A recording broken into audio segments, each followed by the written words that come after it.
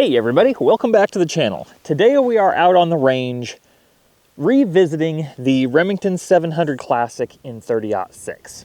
I've been wanting to get back to this rifle for a while. Got some cleaning solvent on my stock there. I've been wanting to get back to this rifle for a while. The last time I shot it, it didn't really shoot anything very good. I was going to replace the recoil pad and free float the barrel. I haven't done either one of those yet, and that is the subject of today's video. I want to test to see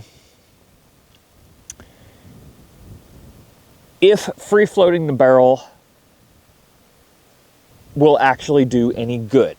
A viewer gave a suggestion for how we might test that, and that's that's what we're doing today.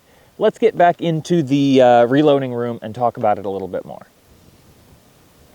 Today, we have a video suggested by a viewer, and it's been long enough ago that I don't remember who it was that sent this in. I could probably search the comments, but thank you for the idea. The idea was to put shims under the front action screw, or between the action and the stock at the point of the front action screw, to raise the barrel up a little bit and to see if free floating the barrel would make any difference. Now, it's not 100%, but it's something to try. I'm gonna insert a few video clips of exactly what I did to shim this, but basically what it ended up being is 2 layers of license plate aluminum cut out in squares with a hole drilled in the middle for the action screw and pressed into shape by the action and torqued into place. All right, I had 5 sheets of pop can in there, and it was a pain to line up, and I don't think I can get any more. These are like 3.5. This material is like 3.5 or 4 thousandths thick. I'm really needing about 30 to 35 thousandths total.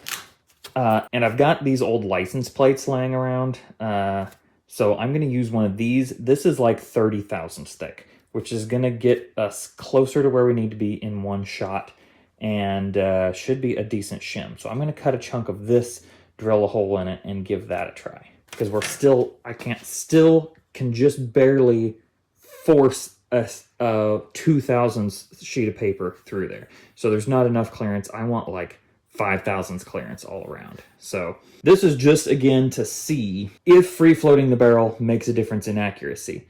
I'll show you the inside of the stock here. There's a pretty good, looks like intentional pressure point up in here.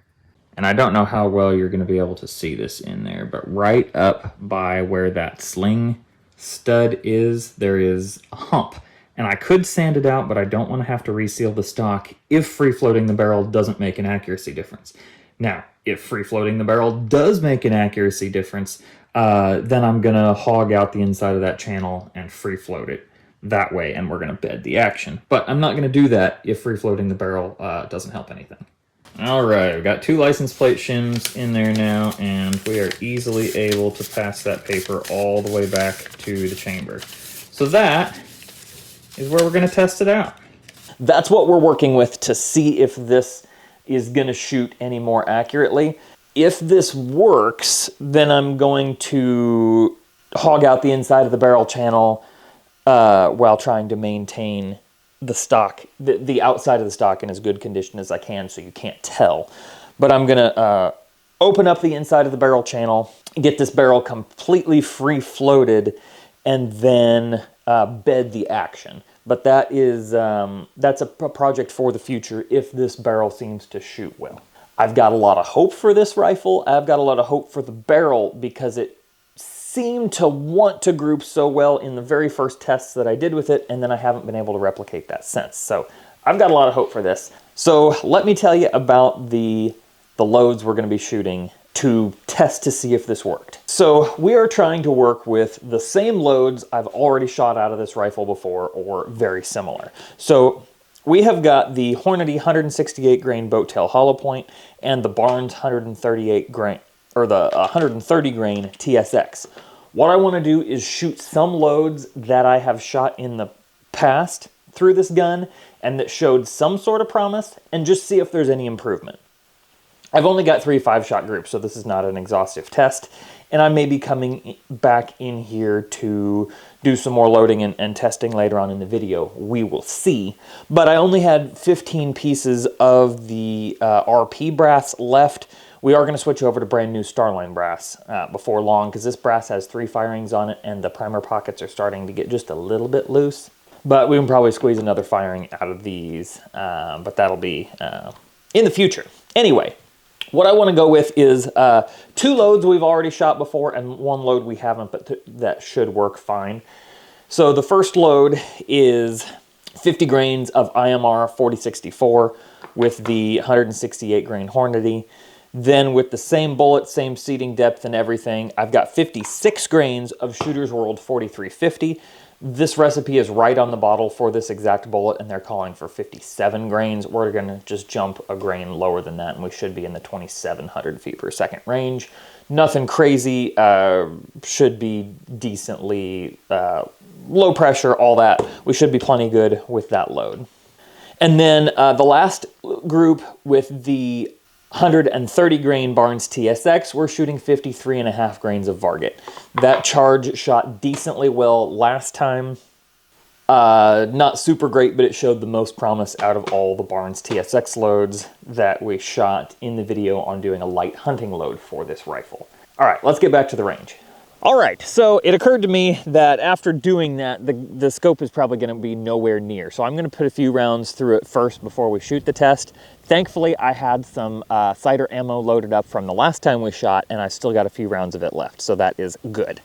I have not replaced the recoil pad yet. I started to. You can see I started peeling it off back here. The screws are out of it, but this recoil pad is glued in place, and it's got some things back here that are making it difficult. Also, none of the pre-fit limb saver models seem to fit the stock contours on this 700. So either I'm going to learn how to profile a custom recoil pad myself, or I'm going to send this stock to a gunsmith to do it, which might be the better option. I would like, there's rifles that I can tinker with myself at my current skill level, but this one I would really like to keep as pristine as I can. So I may end up sending this stock off to a gunsmith to have them replace the recoil pad.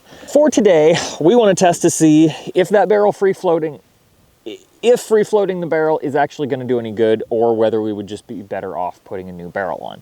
Now, if this gun can consistently shoot 1.5 minutes, that's all it needs to do. It would be fun to take this gun out west and do some hunting with it sometime, just because it's a classic and it's pretty lightweight, but I would probably get the barrel threaded for a suppressor anyway, so I'm kind of between what to do on this rifle. It may stay close to its current configuration, or it may change quite a bit. We'll see. Anyway, for now, let me get this sighted in real quick, and then we'll shoot the test for today. I do not have a target camera down there because I don't know where it's going to hit. I'll put that up in just a minute. Yeah, quick bore sight there. We'll see how close we are. I didn't make too much of an adjustment. All right, this is a little bit lighter load, I believe.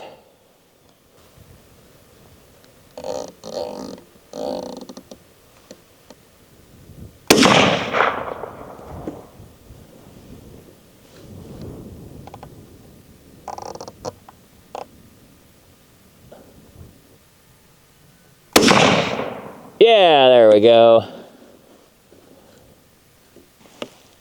I'm going to retorque the action screws, and then we'll start shooting groups.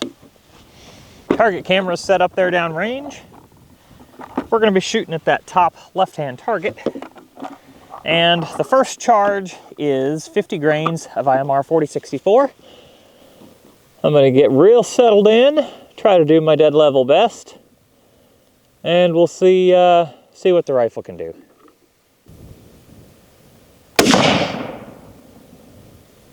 Ah, I see where that shot went. Took me a second, but we're high in the black. Well, for this group, I'm going to keep the same point of aim. Hopefully you can see it on the camera. I should have figured I'd be a little bit higher, because that shot was 2838, so 300 feet per second faster than the last group.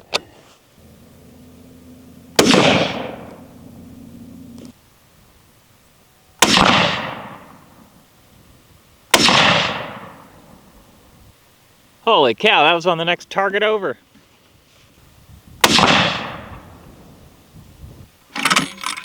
All right. Gun is just barely above ambient temperature because I've been shooting pretty slow. I mean, it's warm, but it's about 52, 53 degrees out here right now, and we got that breeze. It's cooling things off pretty quick. Nevertheless, I'm going to let things cool down a little bit. It is possible for that second shot that I was aiming at the center of the target and not the black square like I usually do. I can't be 100% positive of that though. We're just gonna say that's looking like a bad group still. Not even sure where that last shot went, although it may, yeah, I think it's in that black square still. Anyway, we're gonna give the gun just a second and then move on to the Shooter's World 4350 groups. Again, this is 56 grains. Yeah, 56 grains of Shooter's World 4350. I'm gonna get a new string on the chronograph here. Just make sure we're not shooting anything crazy fast. I did come down 1 MOA on the scope. I normally try to aim for those black squares and land my shots in the circles below.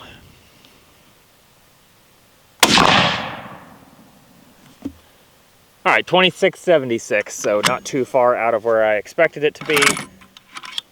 I realized that I forgot to put on my shooting muffs, but they don't really seem to dull things down that much more than just my foam earplugs. Maybe if I were shooting a pistol, they would.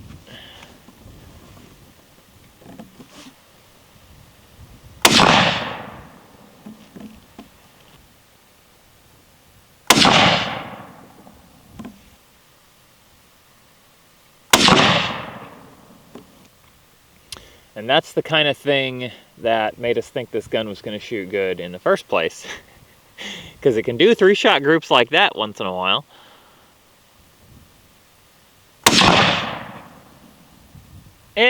Not quite. Yeah, we're 1.5 inches with that 5-shot group, which is, it might be bigger than 1.5 inches. Still not looking great. Man, but those 3 shots touching, that always looks nice, but yeah, it's not, doesn't look like that's a regular thing. All right, give the gun another minute and then I'll shoot the load with the Barnes TSX. In case you're curious, that 56 grains of Shooter's World 4350 got an average of 2669, an extreme spread of 30, and a standard deviation of 12. So, not a terrible load. All right, bottom left-hand target there, we'll shoot the Barnes TSX. 130 grain. That trigger is fatiguing. Yeah, 3073. Even after it was adjusted all the way down, it's still heavy.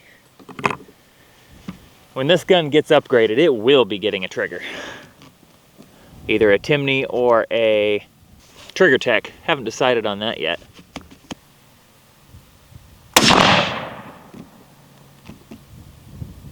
Ha!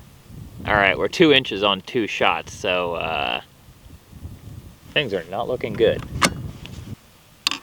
Some people will inevitably comment that I should shoot a bunch of rounds of an all-copper bullet through the barrel before I even try to shoot groups with it. I've not really found that to be the case, and there's a lot of guys that know a whole lot more about this than I do that say that that really doesn't make a difference.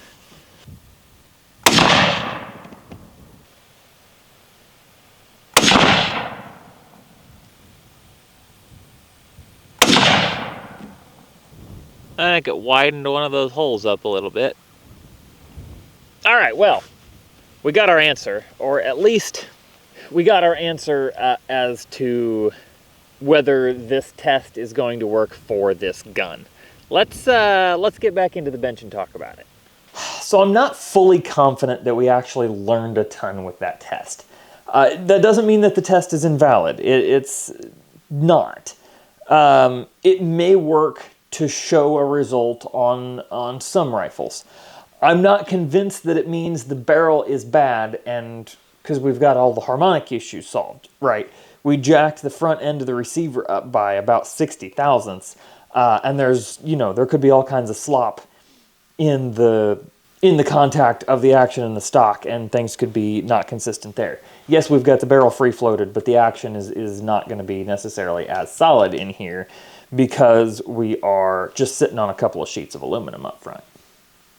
So again, the test may work for some folks. It didn't seem to really do anything for us. The gun, like, I'm also not convinced that the barrel is terrible. The gun seems to want to group, and maybe I'm seeing patterns that aren't here just because they're 4-shot groups, but what I'm seeing, this is the only shot of the whole test that I have any doubt about my shooting. I may have been aiming in the wrong spot on the target, and that would put it right up in here. But I could have been aiming at the right spot, and it just threw the wide 2-inch group. Otherwise, we've got 3 shots clustered tightly together, and then this one clear over here. Not sure why. This test, we had 3 shots touching and 2 up here. That looks like a harmonic issue to me, right? And then down here, we had 4 shots just over an inch with the 130 grain TSX, and then 1 2 inches out. So, again, I'm not convinced the barrel's bad, but I don't think we really have a solid result here. We don't have an answer on whether we should free float the barrel and bed the action or not.